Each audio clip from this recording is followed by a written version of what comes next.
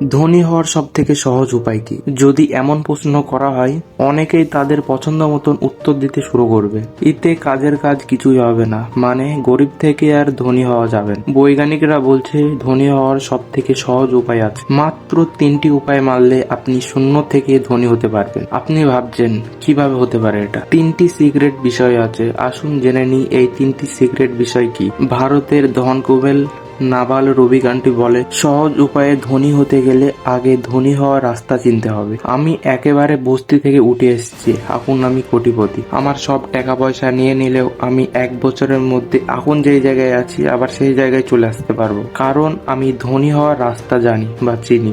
ধনী হওয়ার সব থেকে সহজ উপায়। তিনি এখানে 3টি ধনী হওয়ার উপায় বলেছে, আসুন জেনে নিই এই 3টি সিক্রেট বিষয় কি।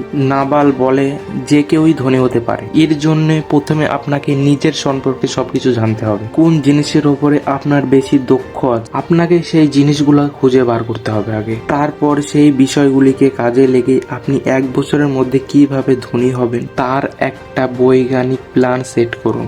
ধনী হওয়ার বিষয়ে রাস্তা বা নিরাপদ হওয়ার জন্য আপনাকে ওই বিষয় নিয়ে বেশি ঘাটাঘাটি করতে হবে বা বেশি রিসার্চ করতে হবে। সব দেশেই পড়াশোনার পর অর্থ আয় করার জন্য চাকরির পেছনে ছোটে। আমি বলছি না আপনি ছুটবেন না, আপনিও ছুটুন, তবে কিছুদিনের জন্য। প্রত্যেক মাসের আয় থেকে কিছু পয়সা সেভ করুন। দ্রুত ধনী হওয়ার জন্য এই টাকাগুলি ব্যয় করুন কোনো ব্যবসাতে। আর আপনি যদি ব্যবসায় সাহস না পান, তাহলে আপনি এগুলা ইনভেস্ট করতে পারেন গোল্ড বা জমিতে। বছর ঘুরতেই সুফল পেতে শুরু করবেন। এবার জানা যাক আর এক ধনীর কথা। ইনি হলেন রায়ান ডেলিয়ান মোরা। ইনি ধনী থেকে কোটিপতি হওয়ার শূন্য থেকে একটা রাস্তা দেখেছেন। ওই পথে আপনি যদি হাঁটেন, 1 বছরের মধ্যে আপনি কোটিপতি হয়ে যাবেন। ধনী হওয়ার সব থেকে সহজ উপায়ের বিস্তারিত জানতে রায়ানের লেখা 12 মার্চ বইটি পড়তে পারেন। এই বইয়ে আপনি ধনী হওয়ার স্টেপ বাই স্টেপ সবকিছু পেয়ে যাবেন। রায়ান বলেন, ধনী হওয়া একটা আর্ট। এই আর্ট যারা জানে না তারাই গরিব। অঙ্ক আর লজিকে যদি ভালো হন আপনি, তাহলে তাড়াতাড়ি সফলের রাস্তা পেয়ে যাবেন। ভারতের ধনকুবের 3টি ধনী হওয়ার উপায় বলেছে। প্রথম 4 মাসে আপনি যেসব প্রোডাক্টগুলি শুরু করবেন, যেই প্রোডাক্টগুলোর বিষয়ে আপনি ভালো জানেন, এরপর ওই প্রোডাক্টগুলির কপিরাইট করে ফেলুন, যেন আপনি ছাড়া ওই প্রোডাক্টটি কেউ তৈরি করতে না পারে। বছরের মাঝামাঝি সময় ওই প্রোডাক্টগুলি বিক্রি করে ফেলুন। এরপর বছরের শেষ 4 মাস গুনতে শুরু করুন লাভের টাকা।